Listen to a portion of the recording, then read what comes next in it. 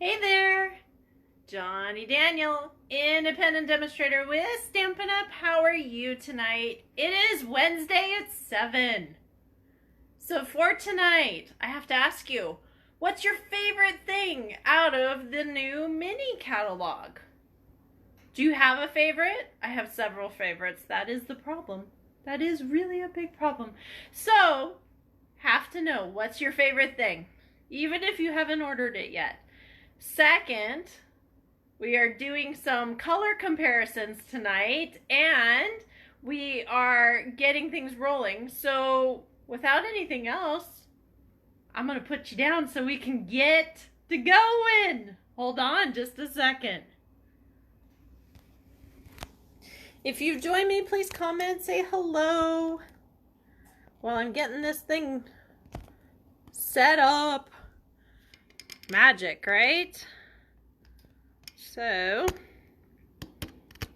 sorry I didn't have it perfectly lined up, but hey, we were close. Close. Am I good? Yes. Okay. So let me get the computer set up and I'll say hello. If you're joining me, tell me what was for dinner, is for dinner. I was supposed to be grilling some marinated steak tonight, but I pulled it out of the freezer yesterday and it is not thawed. So tonight will be a drive-through and we'll figure it out kind of night. That's how the day's going, and it's okay. It happens to the best of us, doesn't it? So yeah. So if you have ideas for anything dinner-wise, let me know. Hi, Lise. How are you? I see that I have two on with me. So if you're on and want to say hello, please do so. So, all right. So for tonight, we're going to be playing with some foils. But first, I want to show you. This is the same exact card all the way through, in the sense of same embossing folder, same technique, same cutouts, same punch outs for the most part, except for one. Yeah, one I had a pennant that had dovetails on it instead of square off, but hey. But everything's pretty much the same. And it's amazing to me how different these cards look.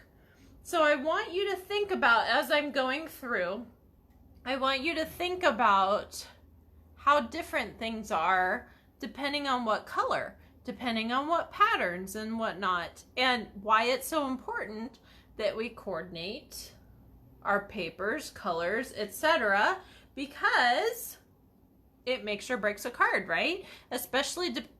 It especially depends on who it's going for. So if somebody likes a favorite color, if it's a guy versus a girl, you're going to want to, go to pastels, vice maybe stronger colors, blues, browns, grays, blacks, that kind of thing. So it really depends, right? So let me show you what I'm talking about.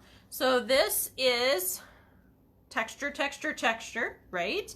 So this is which embossing folder? Do we know? I hope so.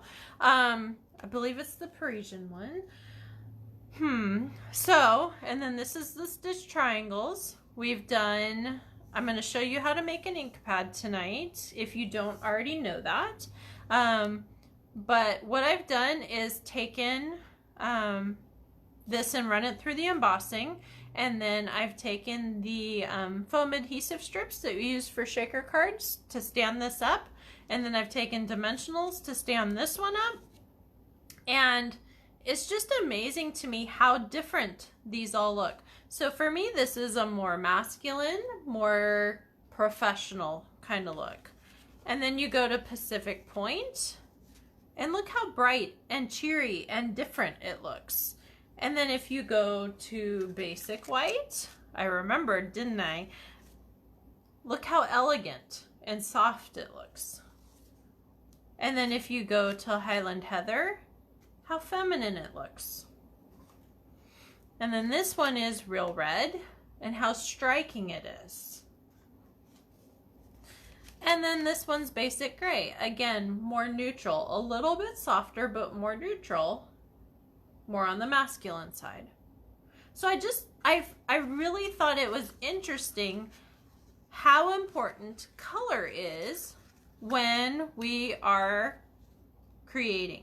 Okay, so if you were reading my blog this morning, I actually talked about when I was doing my business degree, how important color is to create calm, to create action when you're doing advertising. So it's just very interesting how influential color can be. So with all that, we're going to create this same card again, but this time I'm going to do it in foil paper, and you'll see just how different things can look.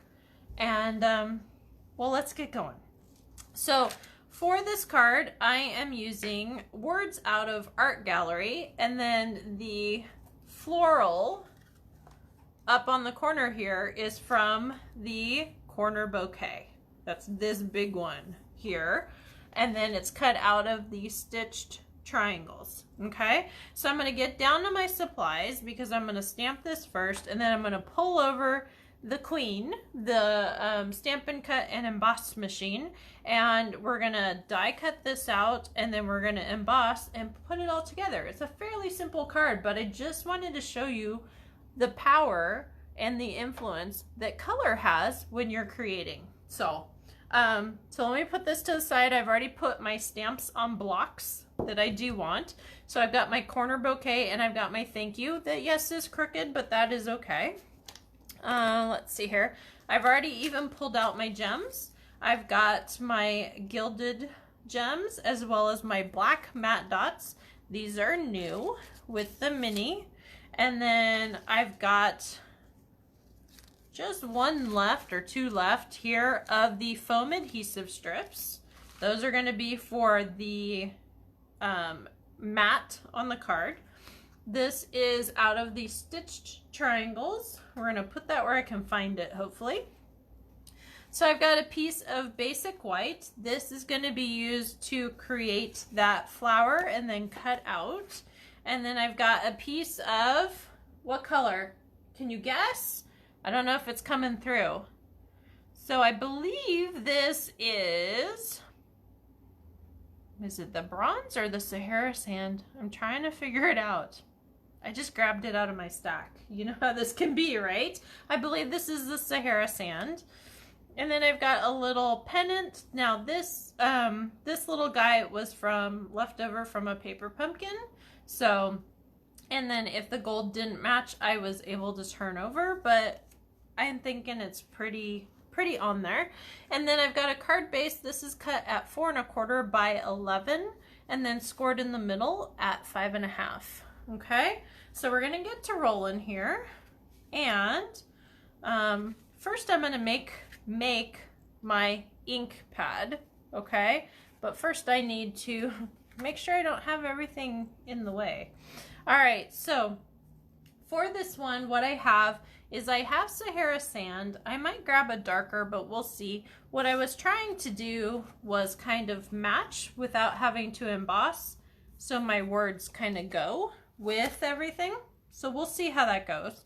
And then my Corner Bouquet, my big hunker flat set of flowers here, that is going to be a medley of Old Olive, Cajun Craze, Pumpkin Pie, and Mary Merlot. Now, you can pick whatever colors you want, but what I did, thought process, color, right? What I did was I didn't want to have to color this whole entire thing, right? Sometimes we need to do things quickly, right? So I was like, oh, there's going to be some green down here. Some of the flowers are going to be different colors because there's different types. So some of them are going to be orangier, some are going to be more red, need to throw a little bit of yellow in there, or, you know, whatever. So That is the thought process of where my mind went. Okay, so now we're going to create an ink pad. So what I have is a sturdy paper plate. You don't want a really cheapy one that everything soaks through. You want something either with a coating or do a couple of the cheapy ones, but you do not want it to go straight through. So what I did is I looked at this stamp as I was inking my plate and I went, the green's going to be down here mainly. So I'm going to take this and my old olive, I'm going to drop some ink down here. And I'm going to create the space where mainly those stems are. Okay? So that's how my brain's working, if you're wondering. So, let's see here. And then I've got some pumpkin pie, and that's going to be some of my maybe smaller flowers. So I'm not going to do as much. So I'm just going to kind of periodically put through. Okay. And I'm going to start kind of small. This is Cajun Craze. This is the more brown kind of. So I'm looking at these little pod things. I looked online earlier and I'm like, okay, those pod things are usually tend to be more on the brown or green side, depending if they're young or more dried. We'll just say, not dead, but dried, right? So I'm going to put a couple dots there. And then the Mary Merlot is going to be these guys here, mainly. So Mary Merlot is going to be up in here. And a couple, because I want it to kind of border through that, the orange. Okay. And then I'm going to put my stamp over and go, oh, it's not quite tall enough. Okay, so now I'm gonna grab maybe a little bit of Cajun Craze and I'm gonna pull down a little bit here. And then I'm gonna do maybe a tiny bit here because I think it was wide enough. We'll see. And then if you don't like the colors, I mean, you could do pastels. It's really up to you on what you do. You just want to make sure the whole thing is covered. So I'm going to take a tiny bit of orange to brighten this up a tiny bit. And I'm just going to put down, down. Because what I don't want to have happen is have a blank spot on my stamp that doesn't get inked.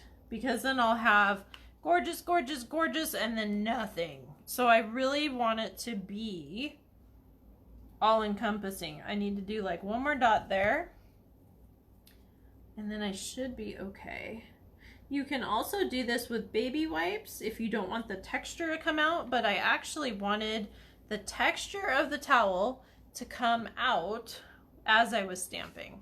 So, and as you're doing it, I'm just going to put this to the side. As you're doing it, you might want to do a couple because you've created this great ink, right? So I'm going to stamp in here lightly. And I'm going to stamp in here again. There we go. And I'm just going to pull and then stamp it. Simple, simple, right? So look at that. How gorgeous, huh? And then because I have it out, I'm going to do another one. You don't have to, but I'm like, it's here. You might as well, right? Look at how gorgeous that is. I can see here I should have done like one more dot, but hey, it's okay. It's okay, it's okay.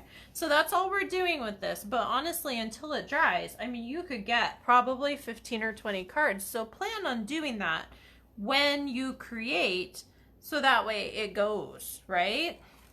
So now I'm going to stamp my thank you. So that way I can be done with my ink. I don't know if I like that. I might need a little bit darker, but hey, it's okay. As you can see, I got into the ink. So, all right, so I'm gonna put these aside because I'm done with that. I am going to close this back up because heaven knows we don't need more ink to be spilled or whatnot, right? So now, hold on just a half a second. I have to go 2 steps down and grab the machine.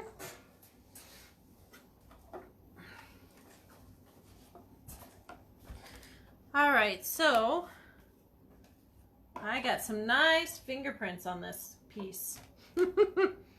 Oh, yes, I do. Hold on, I need a wipe. I didn't realize I had bright orange. I don't know how that happened, but I have bright orange. And I don't need bright orange on everything. So, best way to get ink off, cheap shampoo. And what I mean by cheap is the kind that has like abrasives in it that you're not supposed to use on your hair. So that gets ink off quite well. Let's see what else. Dawn dish soap, which most people have. Lava soap, if your husband's into car stuff. You know, all kinds of stuff. All right, so I'm grabbing my foil sheet and I'm grabbing my embossing folder. Now, the embossing folders, this is a 3D one, which is why the platform is going to be a little bit different. But as you can see, there's a Stampin' Up! Logo here. And then on the back side, there's a little copyright. If you want your piece to be popping up instead of down, you want to put whatever cardstock in facing the logo if you want it to pop up. If I wanted it to be more sunk, I would flip over. But for this one, I want it to pop up. I want it to be somewhat straight because of the pattern here. I'm trying to get this guy kind of in the middle. And then to make these last the longest possible, you want the hinge side to go through first, so that way it doesn't have the tendency to pull like this and then to tear it apart, for lack of better terms. And then because this is a 3D, we're going to use our specialty platform, or our number 4. You want your handle to just move, and then we're going to run this through. I found more orange ink. My gosh. I wonder if that leaked. I don't know. We'll find out later though. Okay. So, drum roll. So this guy. So you can see how different this looks compared to just the gray, right? And then there's all kinds of other things you can do, but hey, you know, we're not going to get that technical tonight. So we've got that one, and obviously this is already cut out, but I am going to grab my other part of the platform. So this is the adapter plate, or the number 2, and then we need the number 3. Yes, I need to order new cutting plates. It's okay, they get scratched in a hurry. And then I am going to figure out where I want my triangle to go. So I want the least amount of white, but the most color. So I'm going to run this through really quick. Hopefully, there we go. You can feel it grab. So there's one. And then because I have it out, I'm going to run that second one. This is how you get, you know, pieces and parts for other cards is, you know, while you're sitting here and while you have it out, just grab it and do a second one or whatever you want. So, but that is how I get quite a few extras. So when I need to do something in a hurry, I have a pile and it's okay. So, all right. So that, I believe, is it for the machine. So I'm going to put this down. Okay, and we're gonna move the triangle here. Toss that. I know some people might have kept it, but hey, you know, can't keep everything. So I actually like this one better for this specific one. Not to say that this is bad, but And I'm going to grab my card base, fold it, and we are not doing a lot of Stampin' Seal. In fact, I don't think we're doing any tonight. So we are going to grab our foam adhesive strip, or some people call this the rail. These are largely used for shaker cards, but I am grabbing a whole piece and cutting it in half, and hopefully not getting it tangled. And what I'm doing here is I am laying this down on both sides to create more depth and more texture. Because the more depth and more texture we can get for this specific card, the better. Because that's the goal, right? For this whole entire project is to have tons of depth and texture. So I'm going to grab here and I'm just going to lay that down. And then I'm going to grab this big old hunk. When you've got your dimensionals, now these have been cut for classes and whatnot, but when you've got your dimensionals, make sure to use your borders. Use every single piece of that. Don't let it go to waste. So I've got dimensionals for that. And we're just gonna throw this up in the corner. I'm gonna overlap a tiny bit so that way it doesn't look like I missed on the corner.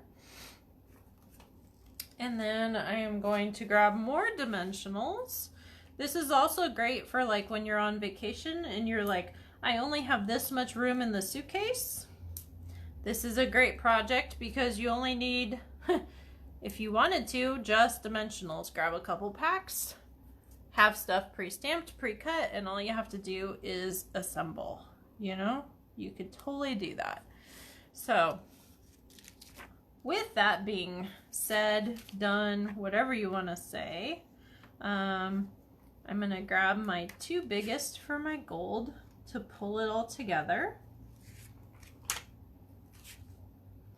And then I'm going to grab, do I want black? No, I do not want black. I think that is enough bling to pull it all together. Now, the other thing I could do is I could pull this up here and do this second triangle down there. I want this to look different than all the other ones. Let's see if I can get it to pull off. No, maybe, no. Okay, so that's what we're getting for tonight. But I want you to see the difference of what color makes. So, masculine, striking, softer, more elegant, primary color bright, I don't know. And then we've got this one from tonight. So I just love the fact that color changes quite a bit. So as you're creating, pay attention to color, okay? Thank you so much for joining me. Follow me, stampingwithjohnny.com, and have a great night. Thank you. Bye-bye.